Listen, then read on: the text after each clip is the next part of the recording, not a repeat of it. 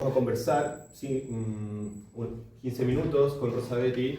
Yo le voy a plantear algunas intuiciones, algunas inquietudes, algunas impresiones muy personales que me ha producido la lectura de este libro, que es una compilación de 3 poemarios diferentes, ¿no? Y luego vamos a dar paso a lo verdaderamente importante, que es la lectura, ¿no? El seguimiento de esa música. Entonces empiezo.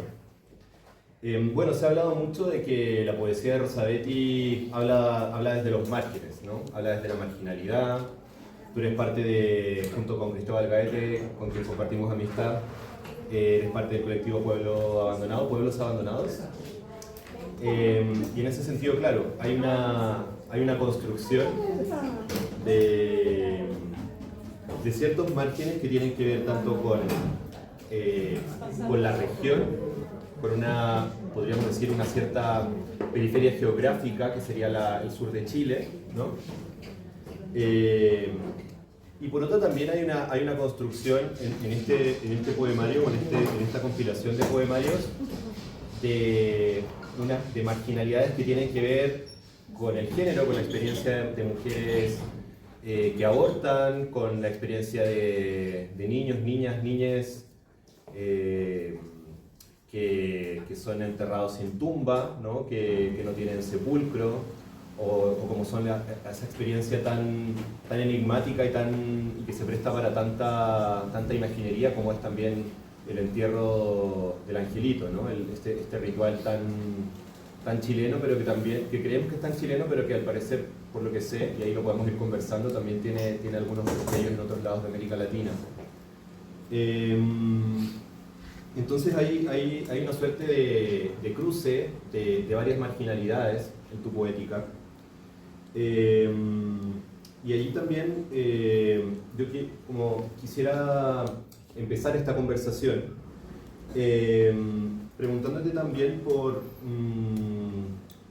en ese sentido, ¿cómo tú definirías este pueblo abandonado, ¿no? ¿Qué contiene este pueblo abandonado, ¿no?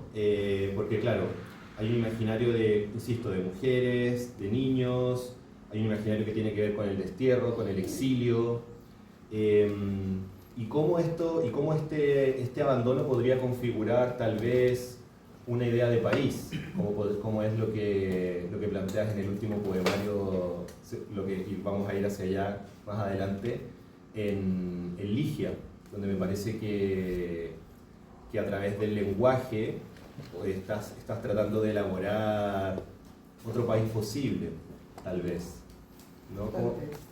Claro, tal vez, ¿no? Porque como yo pasé por el martirio de la crítica literaria, no puedo evitar también ver ese tipo de conceptos que de alguna forma se pueden rastrear en la poética, ¿no? Entonces por eso, claro, es un tal vez. ¿Y cómo se vincularía esta idea del abandono con la idea de país, o la idea de provincia, de región? Bueno, bienvenido, muchas gracias por venir a acompañarnos, sobre todo viendo tanta poesía como hay hoy, yo sé, aquí en Barcelona, en muchos lugares. Así que es un gran gesto que vengan a acompañar este libro y la poesía que en esta librería que acoge a los autores latinoamericanos, yo creo que es significativo que estén acá. Respecto de todo esto de los márgenes y todo ello, yo creo que son calificativos y son miradas que hay más bien desde los que estudian o leen poesía, más que de los autores mismos. El término escritores de pueblo abandonado o abandónicos, como los llamamos, tiene mucho de humor, ¿no? De chunga, un poco reírse de eso, en el sentido de que yo creo que si hay algo que hemos tratado de demoler, es la idea de la víctima que respecto del continente, nosotros por lo menos que estamos en Chiloé, un archipiélago, ¿cierto?, que está separado de Chile, como un poco el abandono no lo miramos en términos, oh, qué desgracia vivir aquí, sino que sí haciendo conciencia de que hay una situación política que es histórica, por ejemplo, de que hay lugares en que no llega el Estado, que llega malamente el Estado, y que hay una serie de problemas que son problemas vitales, de habitar estos mundos que tienen que ver, ¿cierto?, con distintas decisiones políticas que se toman. Teniendo conciencia de todo eso, nuestro trabajo de escritura es, yo creo, hacer como evidente esas fisuras, esas roturas respecto de otros lugares y un poco hacer la celebración también de tener el privilegio de vivir en espacios donde podemos contemplar, podemos mirar con detención todo eso, digamos, esos problemas, ¿no? Y claro, eso de ser abandónicos y abandonados, como digo, es un gesto irónico también, y me acordaba del último manifiesto que se llama un nuevo resentimiento, el manifiesto de los pueblos abandonados, un nuevo resentimiento, que es una larga diatriba contra Santiago, que en realidad no es que importe tanto que Santiago nos mire o no, es este juego, un poco juego, que igual es serio, tiene esa doble cierta lectura del humor y la seriedad.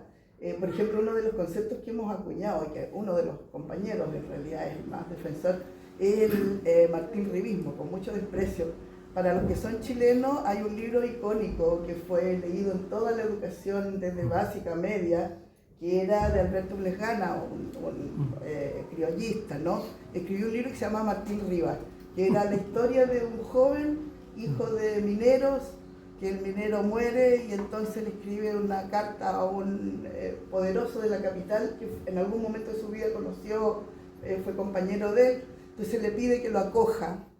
Y llega Martín Rivas a Santiago, a la casa de este caballero que vive en un barrio excelente, que tiene muchos vínculos políticos, abogado, y encima tiene la hija más bonita de Santiago, todos la pretenden, la reina de Santiago. Entonces, Martín Rivas hace todo el tránsito desde una condición de precariedad absoluta para llegar a casarse con Leonor y a encabezar incluso una revolución política, pero siempre al alero del suegro, etc.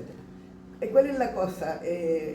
Martín Rivas es un personaje muy despreciado entre los abandónicos porque hizo toda una construcción de vida para llegar a escalar como el oportunismo, ¿no? De llegar a instalarse en el centro del poder. Y ese es como, o sea, nosotros somos anti-Martín Rivista, un poco para decirlo así, como muy sencillamente. Pero como digo, no es con la actitud de la víctima, que es muy importante decirlo. Y yo creo que se pueden armar, como tú decías, un país posible también. Me reí no porque estuviera mal, sino que porque de verdad que tiene, yo no sé si es ambición, pero todos los que escriben tenemos esperanza. Yo creo que somos personas que yo no, bueno, la poesía que a mí me gusta en realidad, hay que ser más preciso, que me moviliza, es aquella que también ofrece miradas que tienen la posibilidad, ¿cierto?, de dar respiración del aire a los sueños de otros juntos. No sé si te contesto, pero sí. Sí. Sí, totalmente. Claro, porque justamente, claro, esta compilación, bueno, como ya imagino que la mayoría sabe, son 3 poemarios: Ratada, El nombre de ninguna y Ligia. Y justamente por ahí está Ligia, tu amiga, que no sé si tenga que ver con el poemario o no, Sí. que justamente habla del destierro en el país propio, ¿no? O sea, habla del exilio, tanto de las personas que se fueron de Chile, y hablas constantemente de... Me gusta mucho esa imagen de las puertas que se cierran de golpe, ¿no? Y está todo con minúscula. El golpe de Estado se dice, por norma, se escribe con mayúscula, y tú lo escribes con minúscula y aparece en varios lugares de Ligia, las puertas que se cierran de golpe, y luego están claramente aludidos, está aludido el exilio post-golpe de Estado, está el exilio luego dentro del país de los que volvieron al país, se encontraron con un país que era extraño, ¿no? Y al mismo tiempo, claro, me parece que, y bueno, tú lo has hablado también un poco, empiezas a trazar poco a poco en ese último poemario de esta compilación un camino posible hacia tal vez lo que podría ser un país otro, ¿no? Que sería, yo lo entiendo como Ligia, ese país, por el título del poemario, como cuál sería el nombre, sería Ligia, que tiene un nombre femenino también, lo cual no es menor. Pero al contrario de algunas poéticas que quizás se distancian de lo que culturalmente se ha considerado masculino y se posicionan en torno como desde lo matriarcal, etcétera, etcétera, al final en ese poemario la esperanza parece nacer del diálogo, como ella dice y luego él dice. Entonces ahí al final parece que en ese país tiene que haber un diálogo también entre estas polaridades que nos habitan como seres humanos, que hemos llamado masculino y femenino, ¿no? Entonces, justamente también ahí me parece que ahí hablas de cómo, por ejemplo, en un momento la muerte de un niño, de un angelito, de un niño. Claro, en Chile los angelitos son, bueno, en ciertas tradiciones de provincia en Chile, bueno, que también han estado en Santiago presentes, ¿no?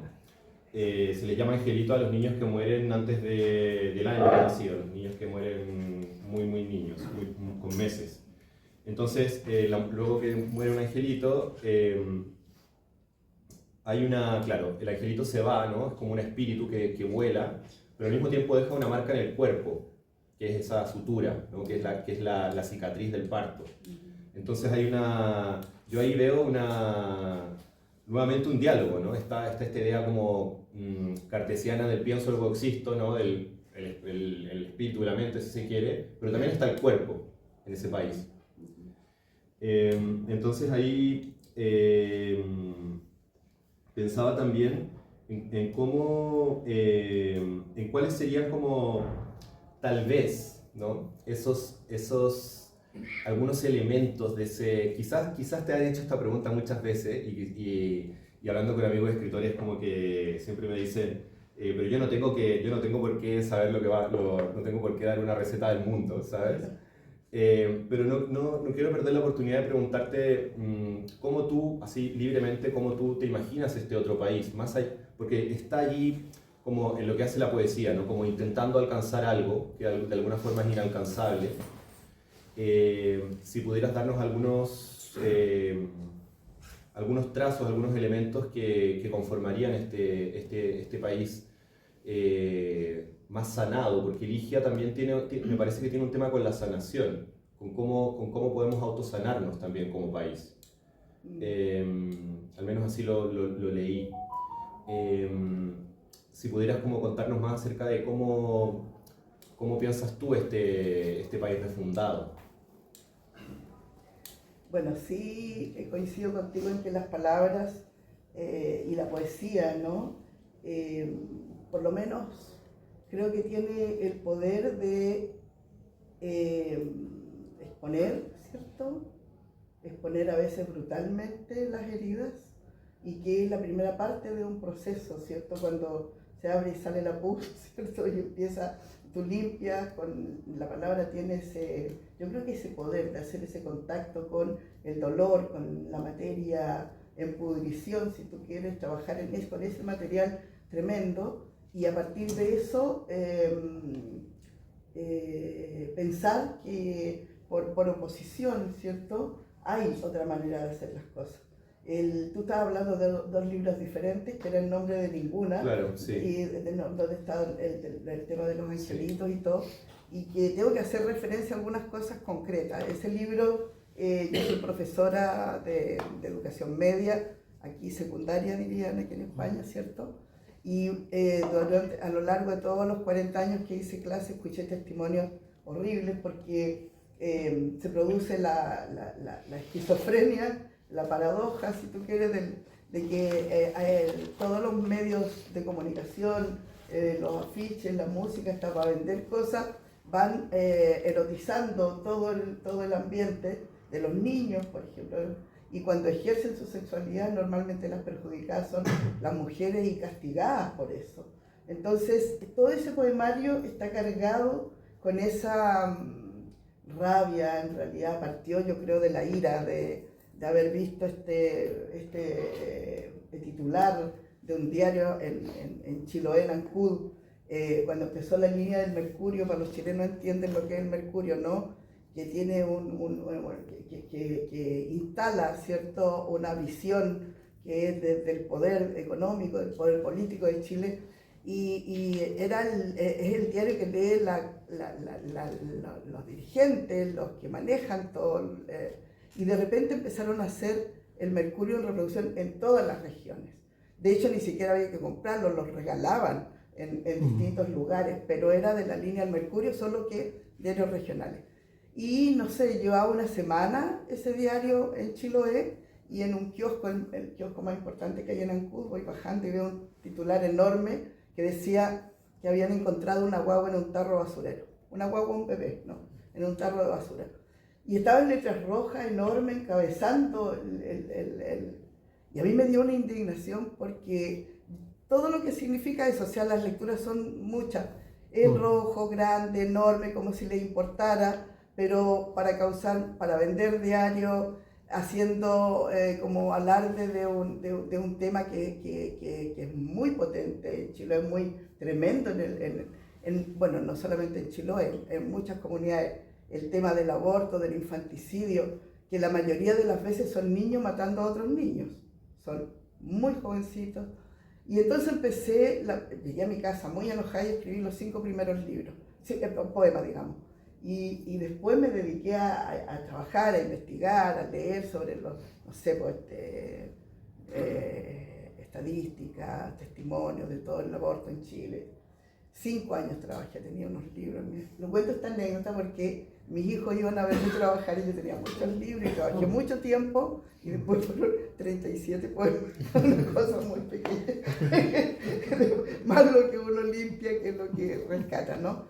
Pero ese libro, por ejemplo, a propósito de lo que tú dices, de las heridas y de qué es lo que uno pretende con la poesía, mira que fue bonito lo que pasó, porque así como yo quise arrancarlo de la crónica roja, del morbo, y ponerlo, arroparlo con el arte, con la poesía, con la palabra, después hicimos exposiciones en distintas partes de Chile, con pintura, con fotografía, con música. Hacíamos eventos con los poemas y otros artistas participando, que eso sí que es darle otro lugar a esos temas que son el incesto, el aborto, el infanticidio, etc. Miremoslo de otra manera, si esa era como la mirada del tema, y hay muchos niños sufriendo, mucho. Bueno, en fin, ese es como el cuerpo de ese texto. Y me interesó mucho hacerlo además porque tuvo un destino que no fue el inicial, pero me ha tocado leerlo en muchos colegios, leyéndolo y conversando con estudiantes.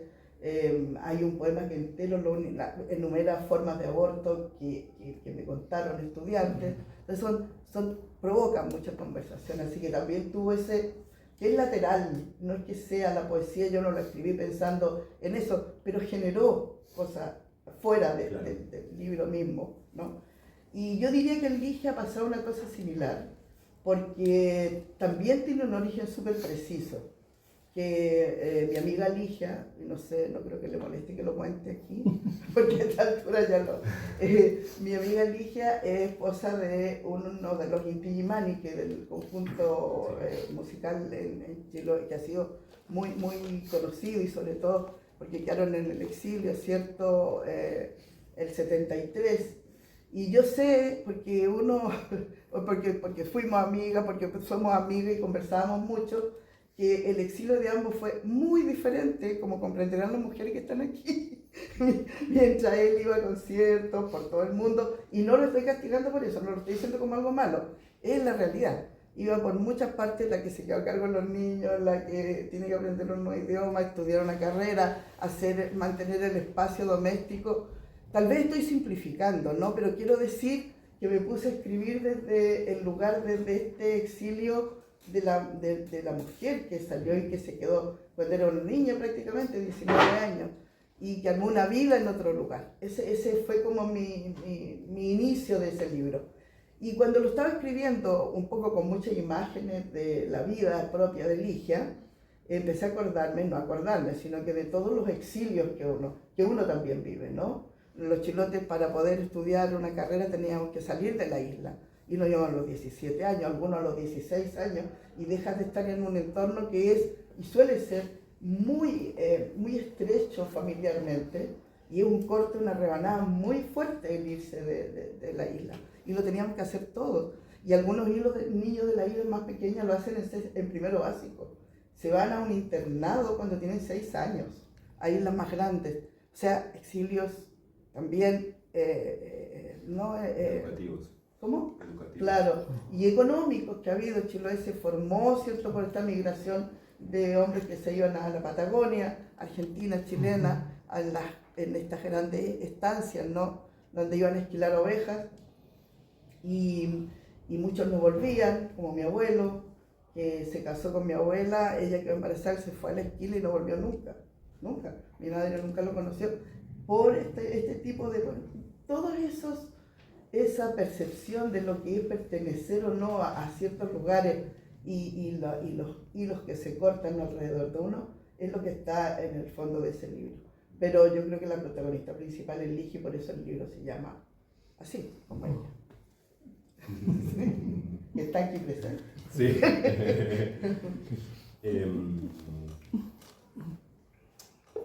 Bueno, ya como para no darles tanto la lata, ¿no?, con esta conversación y pasar más a la poesía, para ir cerrando, bueno, tengo varias preguntas porque esta compilación me produjo varias sensaciones, varias impresiones, pero me voy a enfocar en dos. Una, por ejemplo, es que al leer el poema Misterios Gozosos,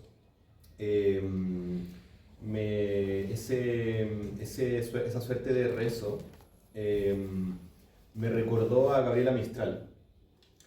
Y ahí, bueno, y para ir directo a la pregunta, me parece importante hoy en día trazar las genealogías de escritoras mujeres, ¿no? Reconstruirla, ¿no? Porque siempre han estado ahí, solo que no fueron tomadas suficientemente en cuenta en su momento. Entonces, ahí te quería preguntar por tu genealogía personal de escritoras. ¿A quiénes tú consideras tus antepasadas en el ámbito de la poesía, de la escritura? Bueno, Gabriela Mistral, evidentemente, sí. Creo que ya no sé si lo comenté en la Casa de América, donde estuvimos hablando, pero es impresionante cómo las niñas de mi tiempo no teníamos tantas figuras femeninas que estuvieran circulando en la mesa pública, en todos los colegios, como para admirar, ¿no?, que de estos modelos que uno quiere, yo quiero ser como ella. Y Gabriela Mistral fue una figura muy potente para mí en la adolescencia, porque era todas las cosas que me hubiera gustado soñar, ¿no? Independiente, era fuerte, ¿no? Se había ido del país, no quería volver porque el trato en Chile, ella decía, si vuelvo a Chile me van a decir la Gaby. Así lo decía explícitamente, me van a decir la Gaby.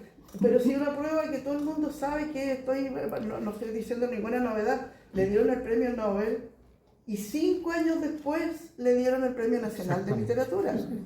Es una cosa que puede parecer no sé, no es solo un desatino, hay ahí una carga del machismo, del mundo literario que estaba, y el peso específico estaba siempre en los escritores hombres, y a las mujeres les costaba muchísimo abrir ese camino, por eso ella dice que se fue.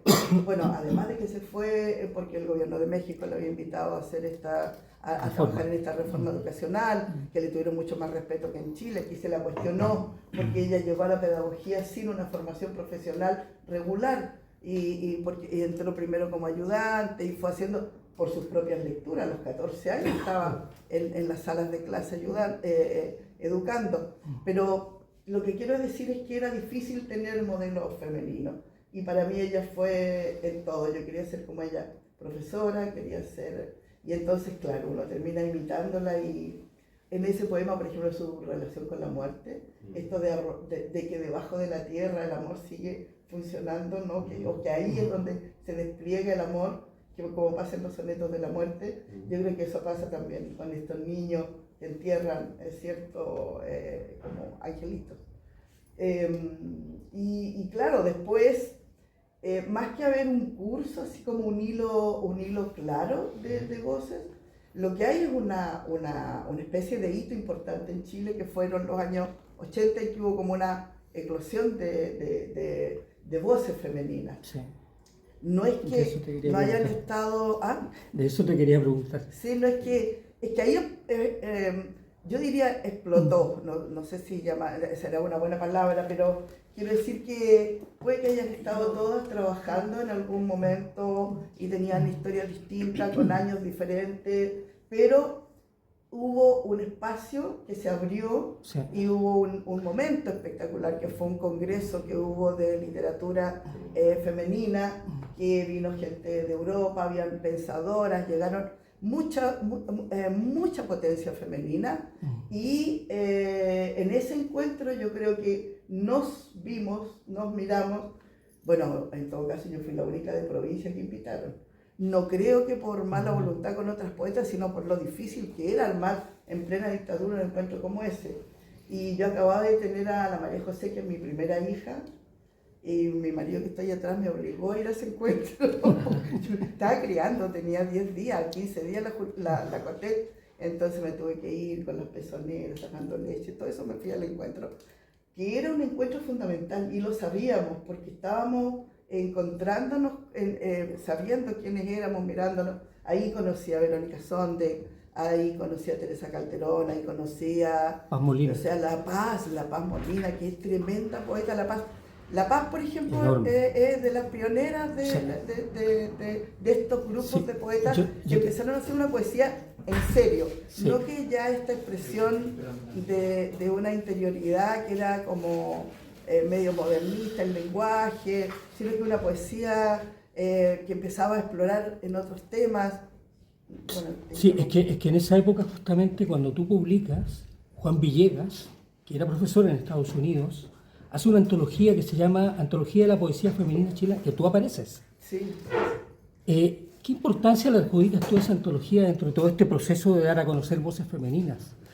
Que coincidió, yo creo, con ese tiempo, que fueron estas cosas que empiezan como imantadas. Yo creo que hay como, ocurre un momento en que se atraen ciertas fuerzas y ocurren esto, sí, y se abrió este espacio. Entonces empezaron a aparecer mujeres que hicieron poesía como muy combativamente obvia. Teresa Calderón. Sí, porque tú me acuerdo, no sé, un poema de la Edi Navarro que decía, que renunciaba, decía, y que el país reviente de basura, no barro más. Cuestiones que eran como, sí, como haciendo como entre humor y rabia, que siempre son motores de la poesía. Y se encontraba con otras que estaban muy metidas con el tema del cuerpo y de poner la sexualidad ahí en esos ambientes. Entonces hubo pero una gama de posibilidades. Y eso lo que hace simplemente, o sea, no simple, es complejo, pero lo que hace es que uno de alguna manera legitime también lo que está haciendo y te atrevas, ¿cierto?, a participar de este espacio que se te está ofreciendo. Y una de las cuestiones que me encanta de lo que pasó entonces y de lo que ha seguido pasando después es que, insisto, yo no creo que hayan mujeres que se arroguen con el protagonismo de que yo soy la voz de Chile, como pasaba con algunos poetas hombres. No, entonces tú puedes gozar leyendo poesía muy diferente unas de otras y hay despliegue para todas. Eso ha sido muy enriquecedor. Y las generaciones que han venido después de eso han seguido con esa libertad que fue una libertad ganada, yo creo que por las más viejas, ¿no? Las que armaron todo ese encuentro y que se hizo que se quedaran en casa, no en hoteles, era todo muy precario, muy difícil en esos tiempos. Eso fue un momento de inflexión.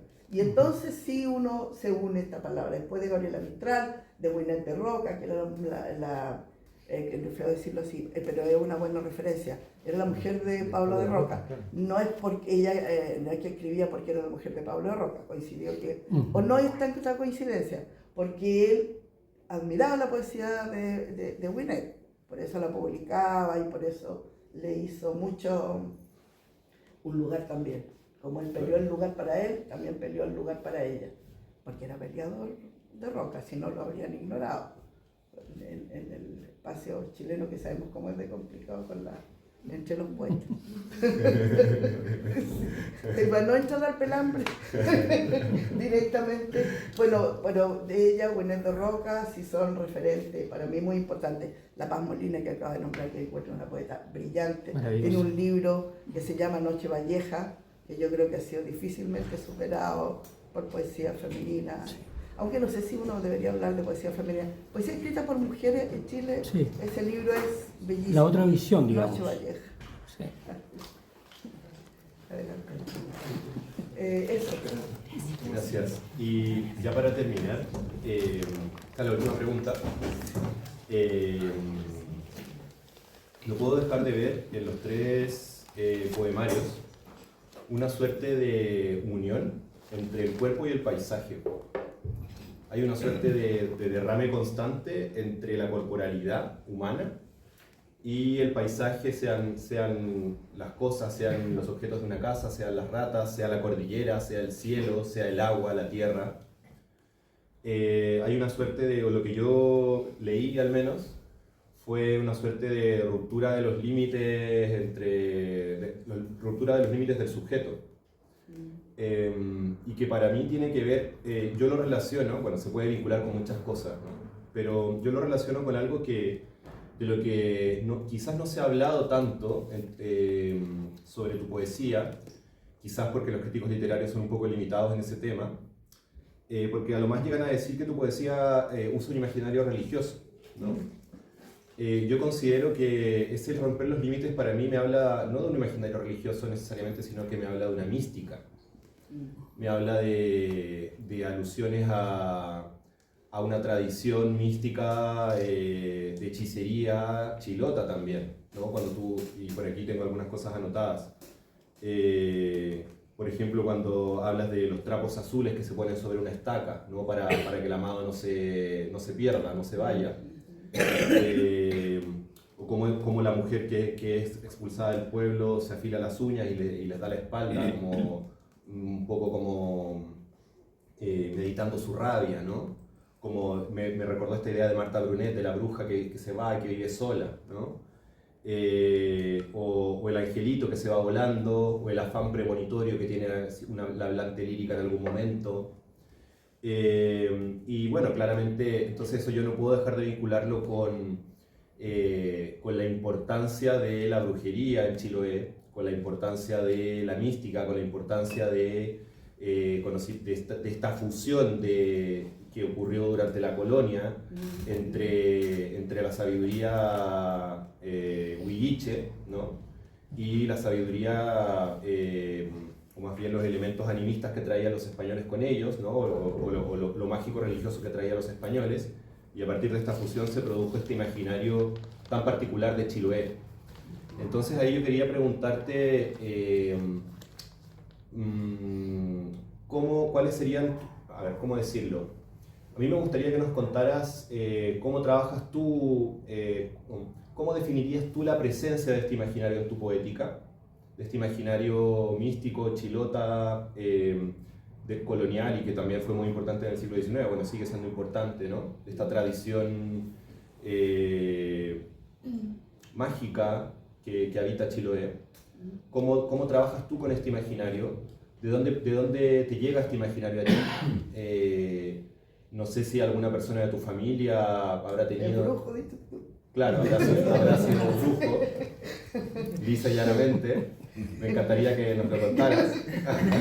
Sí. Porque para mí, por ejemplo, no es casual que tú lleves este collar de platería que es algo que... Es una protección. Exacto, no es casual, ¿no? Ese mapuche, sí. Sí, es un pillar. Exacto. O sea, yo no me sabía el nombre, pero pero pude identificar que es un objeto de protección, ¿no? Entonces me gustaría preguntarte si pudieras contarnos dentro de lo que tú quisieras, cuál es la presencia de este imaginario místico en ti y en tu poesía, y cómo lo trabajas también, para que no sea algo tan literal, porque obviamente está muy trabajado, ¿no? Es una intensa pregunta, larga respuesta, pero voy a intentar sintetizar. Yo fui educada en una familia cristiano-católica, porque además en Chiloé casi todo el mundo ha sido educado así. Hubo una evangelización a la llegada de los españoles que fue muy particular en el archipiélago. Llegaron los jesuitas y se encontraron con este desmembramiento y empezaron a ir a las islas, y como el tiempo es tan malo no podían volver todo el tiempo, así que fueron poniendo en cada lugar a un local, a un habitante del lugar encargado de todos los ritos, un fiscal le llaman, y ese fiscal muchas veces era analfabeto. Uno de mis tíos era fiscal y no sabía leer, y tomaba la Biblia así, se lo sabía de memoria el capítulo, por eso lo podía decir como si estuviera leyendo, porque sí, lo dejaban, era una persona como de respeto, le llamaban de respeto en la comunidad, y hacían los ritos, y llevaba de que años habían nacido, los muertos, todo, hacían todo, y al final de año, cuando en verano podía volver, lo que se llamaba la misión circular, por eso la antología de Lumen se llama misión circular, cuando podían volver, llevaban unos cajones que eran, yo siempre he querido ver uno, nunca he visto uno, pero llevaban unos cajones que estaban hechos de tal manera que se convertían por unos cuantos en un altar, y ahí ponían los santos, y llegaban a las islas, y las islas empezaron a, sí, ¿no? Hay millones de imágenes maravillosas en todo eso, ¿eh? Y empezaron a entrar en lugares donde era muy fuerte la propia mística, por llamarlo como tú lo llamaste, popular, las creencias populares, y empezaron a cruzarse, como ocurrió en muchas comunidades latinoamericanas, ¿cierto? De manera que se fue, yo diría, borrando esa,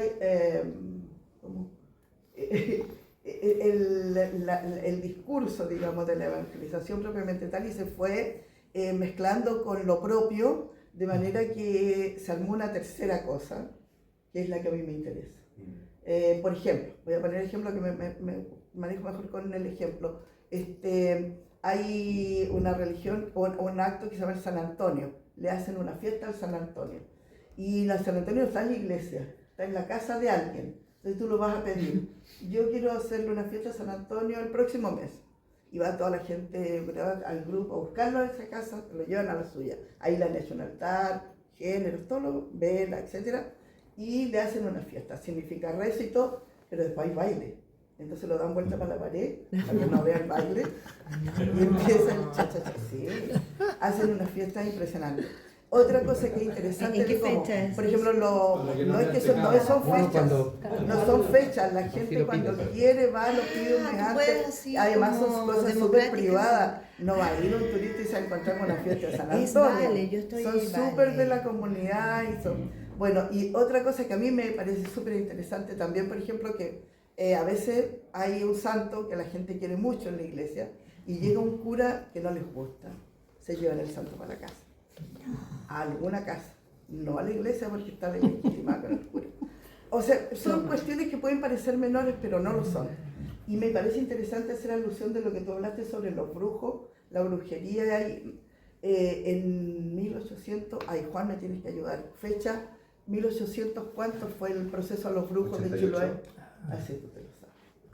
Bueno, hubo un proceso real, judicial, a los brujos de Chiloé. Más de 100 y tantos indígenas, fundamentalmente, de distintos lugares de la isla, que los apresaron y los llevaron por las prácticas que tenían. Por ejemplo, estas cosas, mi vecino me corrió el cerco, no llegaba a ningún acuerdo, le hace un mal de ojo, te vas a morir, se te va a secar el corazón, etc. Y hierbas y cosas que hacían, Entonces lo consideraban que era un brujo. Pero también en otro sentido lo hicieron. El Estado de Chile los empezó a apresar porque había una cultura alternativa de sanación, por ejemplo. O sea, todos los remedios naturales también fueron considerados como brujería. ¿Me entienden? Fueron mezclando todo eso y fue una manera de adoctrinar y de poner en línea a los indígenas para este Estado que se estaba instalando en todo Chile.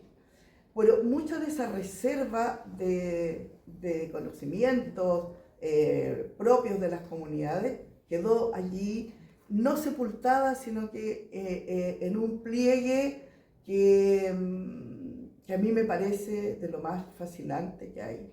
Y yo creo que con ese material es el que yo intento trabajar, ¿no?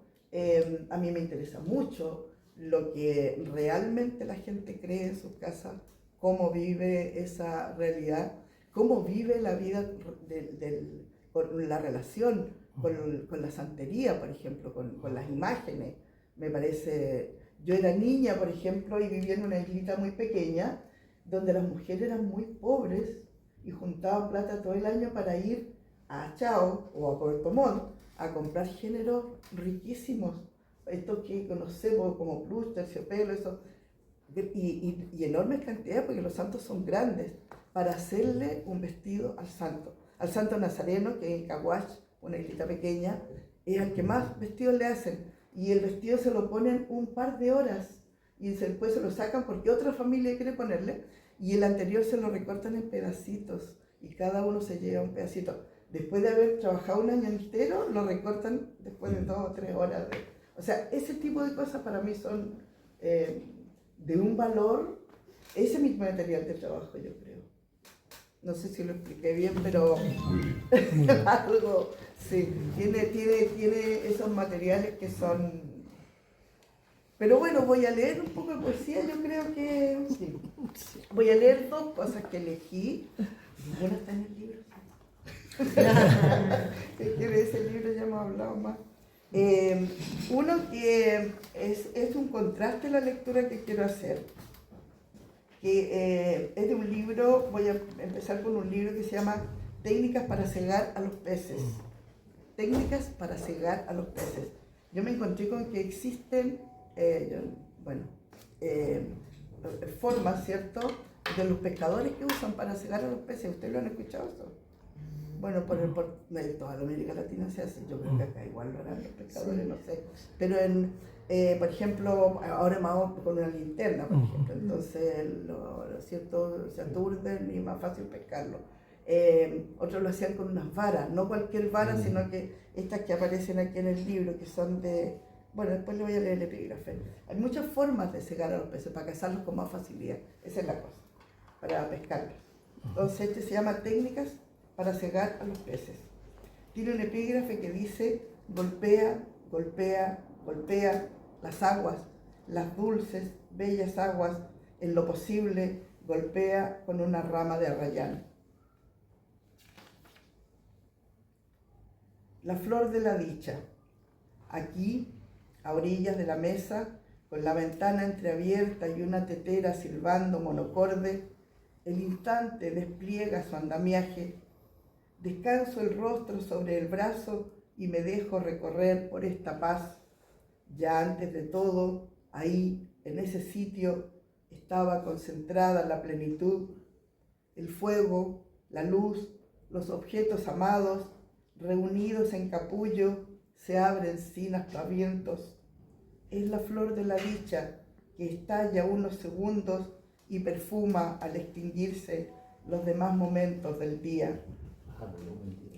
Y en este libro hay un poema largo que se llama Marea Roja, que fue escrito cuando en Chiloé las salmoneras le entró un virus, un bicho, y se murieron, pero por cantidades. Se le bloquearon el aparato respiratorio y se murieron, y eran toneladas de peces muertos, y los fueron a tirar muy cerca de la costa y empezaron a morir alrededor de las playas, mucho. Entonces se paró todo Chiloé en protesta a eso, y se paró, no había nada, clases, nada. Había barricadas en el camino y todo.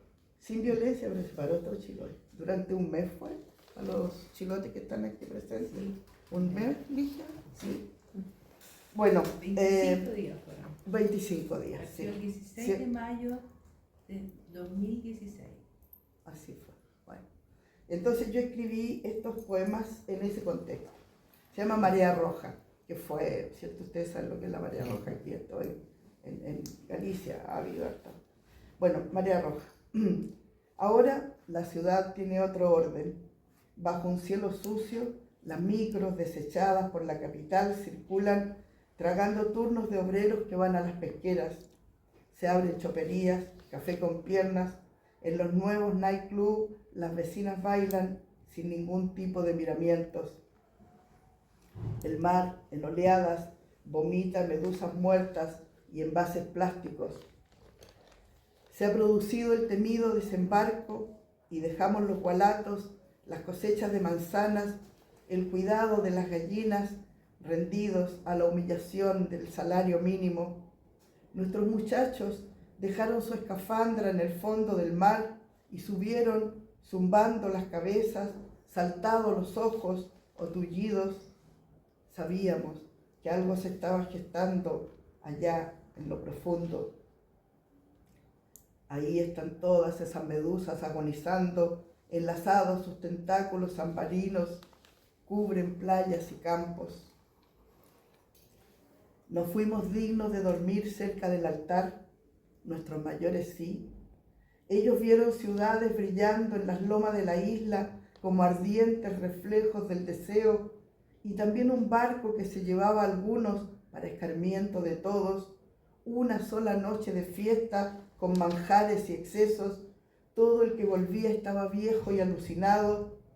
Soñaban con remolinos que se tragaban botes y sabían cuándo no era día de pesca aunque el sol brillara, y que galopan caballos alrededor de la casa del moribundo y se convierte en perro aquel que odia. El año en que florece la quila habrá desgracias y los animales sienten cuando alguien arrastra una pena. Supieron los antiguos todas estas cosas y otras muchas que callaban. El silencio está cargado de destellos. En marejadas, el mar sigue vomitando medusas muertas. Ahora, en los veranos, oleadas de calor mantienen los campos en sequedad. Las bestias boquean, hilos de baba gotean desde sus trompas. Desde el aire, el amable aspecto de las islas se reduce a cercados cuadros café, árboles estáticos y tardes de insectos zumbones. La dicha del agua se evaporó en columnas, esa humedad que nos falta. Se termina esta parte de la historia. Nuestros ritos han entrado en fase terminal. Hay barcos de turistas que asisten al espectáculo de la fe y en la explanada, frente a las puertas de la iglesia, ejercen su comercio los desarrapados del continente. El santo Nazareno sale cabizbajo, ahora con más razón que nunca, avergonzado tal vez de estos sus fieles que terminan ebrios durmiendo en la pampa. Maldición eterna a quienes vejaron el paraíso, para aquellos que retorcieron el discurso y escarbaron en los deseos más vulgares, malditos quienes abrieron el cofre que descansaba bajo el altar. Restituir a la isla su condición de madre, volver a sentir el calor de la madera crujiendo, aroma acugen de grosellas, el sonido de la tetera saltando sobre la plancha de fierro, el vapor que sale de su boca, tirar el cordón de la puerta, ver a los mayores cada uno en lo suyo, oír a los gatos corriendo sobre el techo de zinc, mirar por la ventana hacia el rincón donde florecen los pensamientos. La infancia huele a mariscos y lámparas petroleras. Se termina esta parte de la historia. El fiscal sigue dando la hora a campanadas. En este valle de lágrimas algo se acaba y no hay fanfarria ni discursos. Hubo imágenes de alerta, no podemos quejarnos, niños corriendo con calaveras en las manos, el incendio de Lidia que dejó un forado ennegrecido y el pez con ojos de niño recién nacido. Hace ya tiempo que los dolientes se habían desentendido de sus muertos y que los hijos pusieron en venta las casas de sus padres. Abriré la boca y pegaré los labios al confín de las raíces, mi voz contra la tierra ahogada, que el silencio actúe como concha de ostra, mientras dentro de sí se concentra la materia de una perla. Eso es de técnicas para cegar a los peces, y voy a leer un poquitito, para que no crean que voy a leer mucho voy a leer un poquito de un libro que escribí en pandemia, que se llama La voz de la casa, si es que lo encuentro, que se llama La voz de la casa, y que en realidad significó para mí recordar todo lo que ocurre adentro de un hogar chilote en pleno invierno, cuando hay que mantener adentro, ¿cierto?, no solo el orden doméstico, sino que ojalá alegría, la vida. El libro empieza así con un poema bien tremendo, que no es un poema, igual ya voy que Juan que está atrás dice, no explique los poemas, pero este lo voy a explicar. Lo que pasa es que yo me puse a escribir esto. ¿Me hace caso? No le hago caso. Y hace bien. Bueno, como estaba escribiendo estos poemas, quería saber cómo se llamaba la tela con la que, lo que hacían que usaban los médicos, dije, lo que usaba todo el personal, cómo se llamaba exactamente esa material de esta traje entero que usaban como entonces le pregunté a varios amigos médicos, y la Vero Paredes, una amiga nuestra, me mandó no el nombre, sino que me mandó un folleto donde estaban las instrucciones que les daban, y yo lo copié. Lo único que puse mío aquí es la ordenanza. Lo que hice fue sacar fragmentos de distintas partes, pero nada de esto es mío, o sea, venía en ese instructivo. Y lo que puse fue el título, ordenanza. Decía, si sospecha de un brote, señale a los infectos, agrúpelos y denuncia de inmediato. Manténgase lejos de ellos, aunque sean sus parientes. Si en el proceso fallece alguno, no permita que se acerquen sus hijos y deshágase de los restos lo más pronto posible. Los sanos tampoco deben relacionarse entre sí, salvo a través de las máquinas. Yo no podía haber escrito algo así. Sí. Bueno, eso, ese como ya, de aquí voy a leer algunas cosas. Bueno, y entonces se me ocurrió escribir instructivos para vivir, o instrucciones para vivir el confinamiento. Voy a leer algunas de esas instrucciones. Hoja de ruda. Lo primero será armar un escapulario por cada habitante. Tendrá una hoja de ruda en el frente y la palabra clave cosida en el revés. Se colgará del cuello con tiras de lana colorada y no se sacará a la vista hasta que termine el año de la peste. Tu pregunta, todo aquí son elementos de la cultura popular. La ruda, que en todas partes yo creo que el hilo rojo, el hilo rojo, todo. que no se vea. El pan. Lo siguiente es volver a las cocinas, todos, a las fragancias y el hermoso paladar, a la lengua original. Ahí está el niño y su hermana con el volcán de harina, poniendo la levadura, esperando que leude mientras la miran fijamente. Los hermanos no pelean y aprenden a hacer el pan. La silla. Ojalá todas las noches se pondrá una silla en el centro de la sala y se subirá el niño que dirá un poema para acoger este momento con los sentidos aún sin nombre, apagar lámparas y ampolletas, a la luz de una vela, continuar la rueda contando historias uno a uno mientras los sombreados rostros se muestran solo en fragmentos. Picaporte. Cerrar los ojos y revivir cuando las madres iban al mercado, no hace tantas vidas. Uno volvía de la escuela, tiraba la pita amarrada en el picaporte y ya estaba en el cálido refugio del hogar. Flojero. El flojero, no sé si lo conocen. ¿Sabe alguien lo que es un flojero? No. En Chiloé hay una estufa de leña y al lado o detrás de él se pone una banca llena de cojines.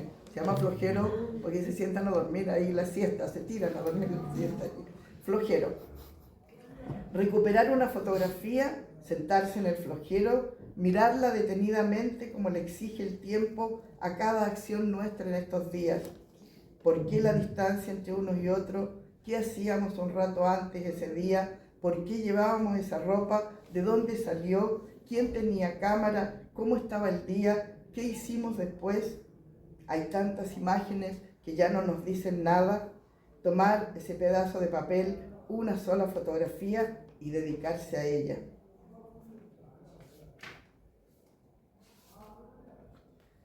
El gato, con un papel de periódico bien arrugado, limpiar el vidrio lo más lentamente posible, solo un pedacito, y mirar desde allí el afuera.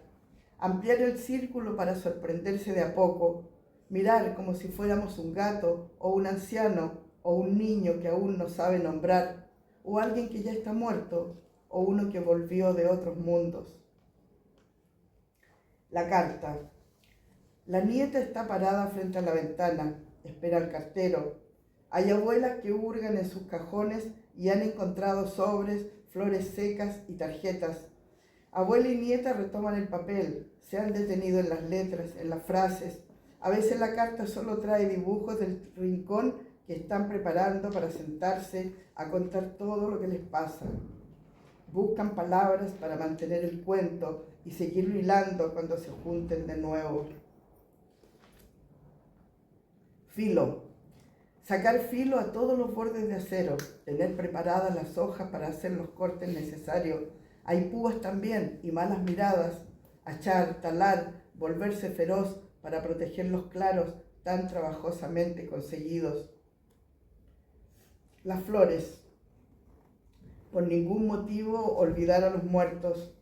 Sentarse con los niños de la casa alrededor de la mesa de la cocina y ponerse a elaborar flores enceradas para cuando se pueda ir otra vez a conversar con los que partieron. Unos cortarán pétalos de papel volantín, otros enderezarán alambre para los tallos. La madre calentará restos de esperma y si tiene, le agregará velas de colores. Mientras todos trabajan, se irán acordando de los mayores, lo que hacían, cómo eran. Se hablará de ello hasta que aparezcan y se sienten en el corro con sus cuerpos de aire. Se tomarán las flores desde el alambre y se sumergirán en la cera, se dejarán enfriar y se colocarán en el canasto que se ríe a boca abierta.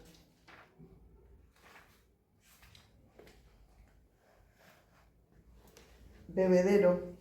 El niño más triste puede hacer un bebedero para pájaros con agüita azucarada para que se asomen con su plumaje tornasol y descansen juntos del intenso aletear. Tenedores. Protegerse como un explorador con linternas, ropa liviana, guantes y salir a buscar objetos perdidos. La casa ha ido tragándose a lo largo de los años calcetines, tazas, manteles, cuadernos de notas, tenedores, ¿cuántos tenedores? Hacer un mapa y repartirse las rutas de búsqueda. Restos. Prepararse para cuando se pueda salir. Como después de un temporal hay que ir a la playa y recoger lo que varó, todos los locos, cochayullos, piures que se soltaron con las furiosas arremetidas del mar, recoger todos los restos que nos sirvan para el buen vivir. Y el último, porvenir. El porvenir nuestro está allá atrás y bien adentro. Muchas gracias.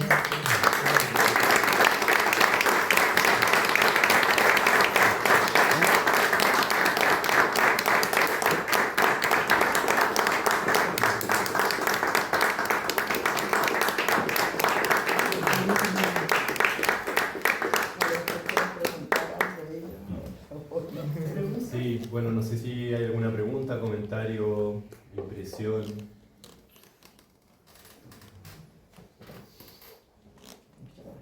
podemos dejar que la poeta descanse también. No sé, yo quería hacer una reflexión, no sé, así como compartir tal vez, que me quedó dando vueltas la idea esta que se refleja en tu poesía y en lo que acabas de decir, del carácter un poco, ¿no? Del chilote, que cuando dijiste, cuando se llevan el santo, si no les gustó el cura, que también pues muy poético, ¿no?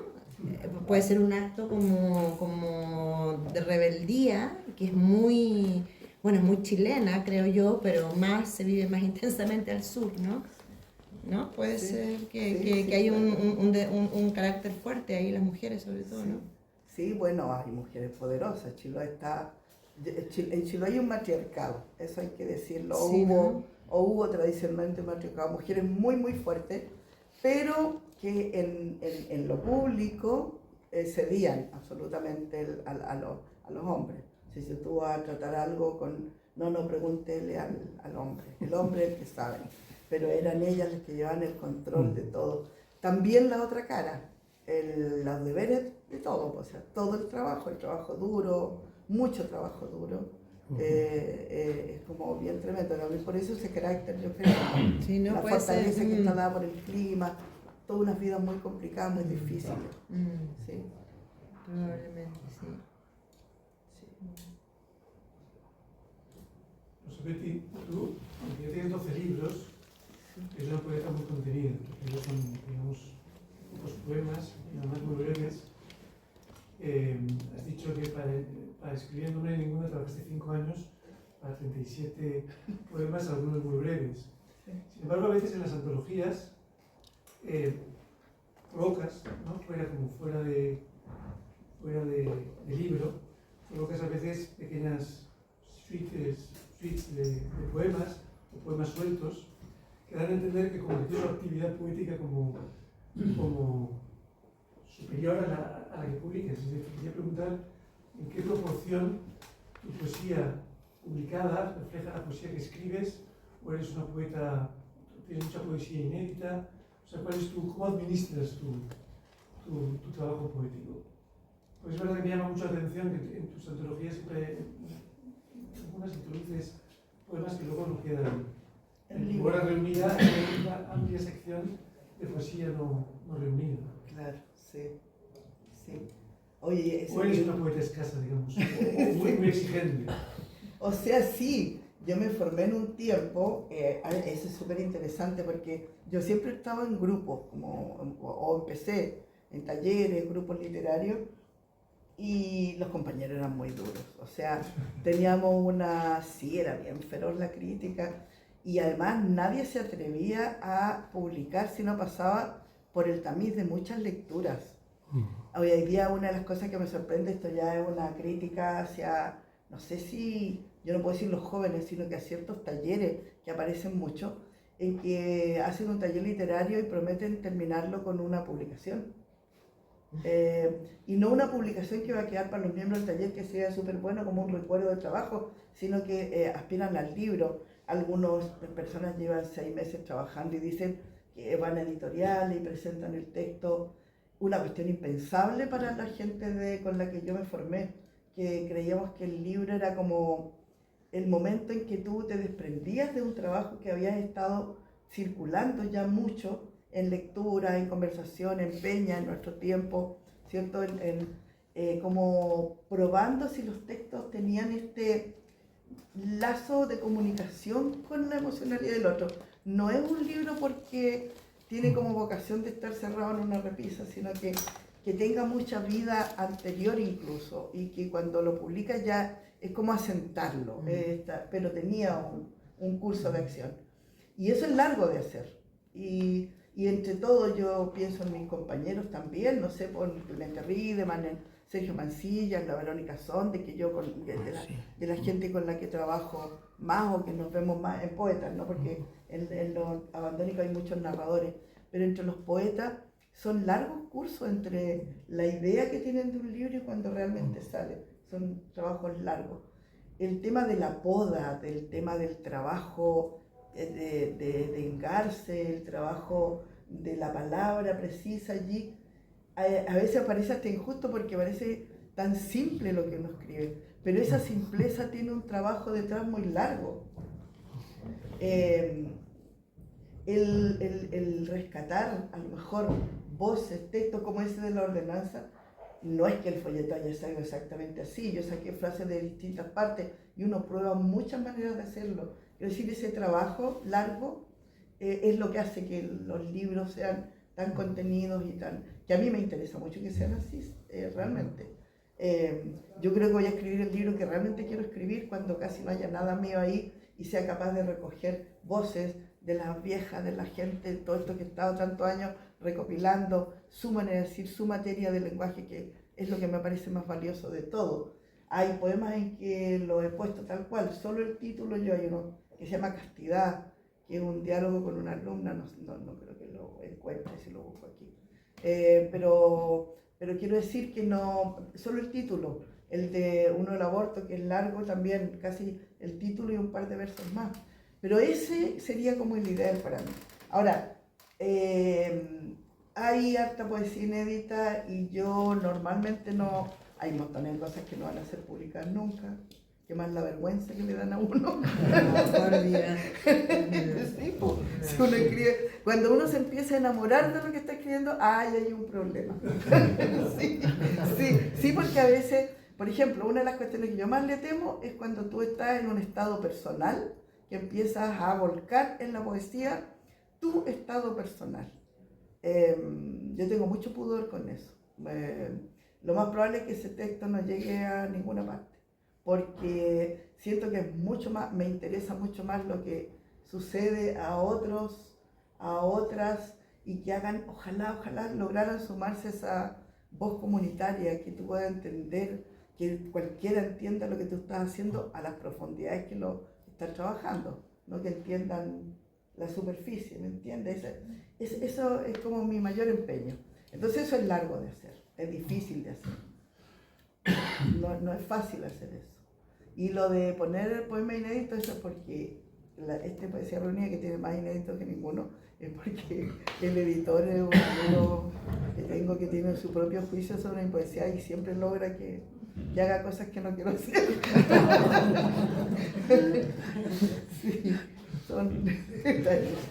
Sí, ahí hay un libro que se llama Veteranos, por ejemplo, en que hablo de toda esta cosa de volverse viejo. Lo mejor de ese trabajo es el epígrafe de Roca. Si lo encuentro se lo leo porque el epígrafe de Roca es maravilloso. Pero... no lo voy a encontrar. Pero... eso, hay libros enteros acá que están... Este poema, por ejemplo, está en un libro inédito que publiqué aquí. Y a mí este texto me gusta, por ejemplo, pero yo no pensaba que fuera un carneo. Pues todos le dicen carneo aquí a los animales, ¿no? Cuando matan a los animales. ¿No le dicen carneo? No. Cuando matan ovejas, chancho, carneo. La matanza de cerdo. Matanza. Bueno, carneo le decimos nosotros. Se llama carneo. Elegir es lo primero. Pulsearlo para estimar el peso. Luego amarrar las patas traseras, cargarlo sobre la espalda y llevarlo al lugar del sacrificio. Generalmente hay allí un tablero que ha servido para este menester durante mucho tiempo. Tiene sangre pegada, huele, no se le reconoce el olor de la madera original. Está muy liso y el agua corre por la superficie jabonosa. El cuerpo late fuerte y aceleradamente, los ojos aterrados lucen acuosos y enormes. El cuchillo es siempre el mismo, ha sido seleccionado por su eficacia o se ha convertido en eficaz porque se adaptó a la mano que mata. También tiene huellas antiguas en el filo y hasta en la empuñadura. Hay una palangana de agua fresca para ir lavando la carne. Hay un tiesto bajo el cuello listo para recibir la sangre. Ese, por ejemplo, es un carneo. Luego te quejas de que te llamen hardcore. ¿Ah? Luego te quejas de que te llamen hardcore.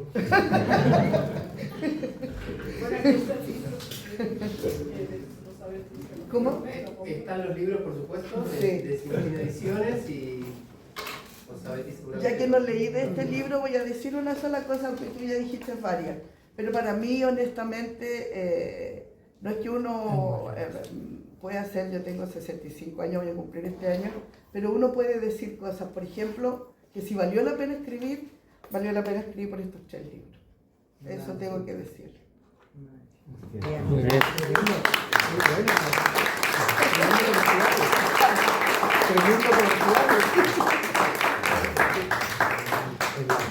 Ese es un homenaje a los editores. Muchas gracias, Rosa Betty. Gracias, muchas gracias. Ah, llegó también. Sí, ya. Y no es plata. ¿No es plata? No, es como se llama su pelo. Ay, no, por Dios.